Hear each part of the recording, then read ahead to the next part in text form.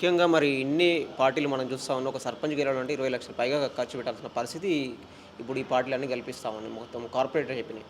So, ముఖ్యంగా ఈ పార్టీలను కావచ్చు, ప్రధానమైన పార్టీలను మీరంటే పార్టీలని చెప్పుకోవచ్చు, గుర్తులేమి ఉండవు కాబట్టి గెలిచిన తర్వాత ఈ పార్టీ వాళ్ళు సపోర్ట్ చేయాలి. సో, ఎట్లా ఎదుర్కోబోతా ఉన్నారు?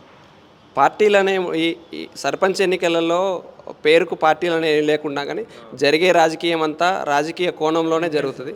కేవలం నన్ను ఎదుర్కోవడానికి నాకున్నటువంటి ప్రజల్లో ఉన్నటువంటి ఆదరణను చూసి అక్కడ ఉన్నటువంటి కేంద్రంలో ఉన్నటువంటి బీజేపీ, రాష్ట్రంలో ఉన్నటువంటి కాంగ్రెసు, ఆ గ్రామంలో బలమైన పార్టీలు, ఆ బలమైనటువంటి పార్టీలు సైద్ధాంతిక వైరుధ్యం ఉండి కూడా, సైద్ధాంతిక విభేదం ఉండి కూడా ఈరోజు కలిసి నా మీద పోటీ చేస్తున్నటువంటి తరుణం కనబడతా ఉంది. కాంగ్రెస్ బీజేపీ కలిసి నా మీద తలపడుతున్నటువంటి పరిస్థితి ఉన్నది. అది ప్రజలందరూ కూడా గమనిస్తూ ఉన్నారు.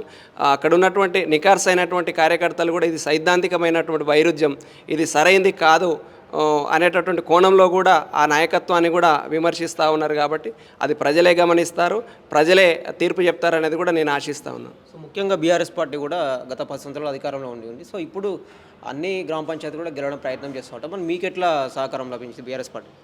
అక్కడ ఉన్నటువంటి తరుణంలో బీఆర్ఎస్ గతంలో అధికారంలో ఉన్నది మాట వాస్తవమే.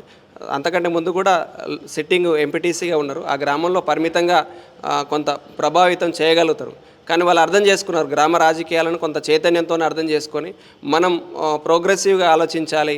అదేవిధంగా ఈ గ్రామం డెవలప్మెంట్ కావాలనంటే వెంకటేష్ అనేటటువంటి యువకుని ఎన్నుకోవాలనేటటువంటి ఒక మంచి అభిప్రాయంతో ఈ రోజున సపోర్ట్ చేసి హార్ట్ఫుల్గా అక్కడ ఉన్నటువంటి కార్యకర్తలు కానీ, నాయకత్వం కానీ, సానుభూతి పరులు కానీ ప్రచారంలో ముందుకు ఉండి అందరూ కూడా సహకరించడం జరుగుతుంది.